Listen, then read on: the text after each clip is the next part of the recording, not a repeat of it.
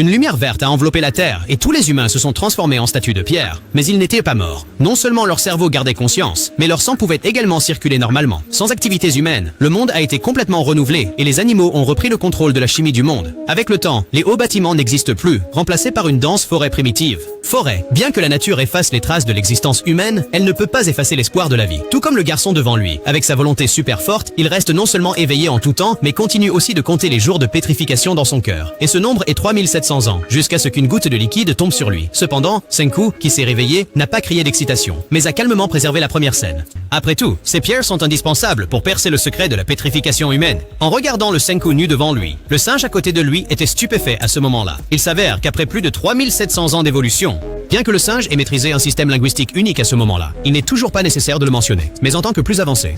Humain, il utilisa des lianes pour se fabriquer un peu de vin de graminées. Bien qu'il sache que la civilisation humaine avait longtemps été détruite, Senku n'était pas déçu. Pour survivre, le feu est évidemment indispensable. Bien que Senku ait maîtrisé le principe de percer du bois pour générer du feu, à l'âge de pierre, même après avoir percé longtemps, il n'y avait aucun noyau de feu. Au contraire, il était assez fatigué, il n'eut donc d'autre choix que de choisir le plus primitif. Méthode. Senku a trouvé de nombreux types de pierres différentes dans la rivière, puis il les a frappées pour obtenir la pierre la plus dure. En utilisant les différentes duretés des pierres, il a fabriqué une hache en pierre, et a ensuite utilisé cette hache en pierre pour couper les vignes, les tordre en soie, les utiliser pour faire des cordes, et les a ensuite combinées avec des bâtons en bois. De cette façon, cela est devenu une simple lance de forage. Heureusement, après ses efforts incessants, il a finalement prouvé la puissance des êtres humains devant les singes encore une fois, et a réussi à allumer le feu de l'espoir pour la civilisation humaine. Cependant, le transport maritime seul ne suffisait pas. Dans les jours qui suivirent, Senku continua à récolter du bois pour construire des maisons. Bien qu'il n'ait pas la force de surpasser les animaux, il comptait sur son cerveau astucieux pour fabriquer des pièges et attraper des animaux. Ainsi, il avait non seulement des sources alimentaires suffisantes pour améliorer sa qualité de vie, mais aussi des vêtements et même construit une villa en bois. En tant que seul être humain restant dans le monde, il a juré de ramener la civilisation scientifique à la gloire. Cependant, le travail physique toute la journée le rendait suffisamment fatigué et il avait urgemment besoin d'un partenaire pour compléter le travail fixe.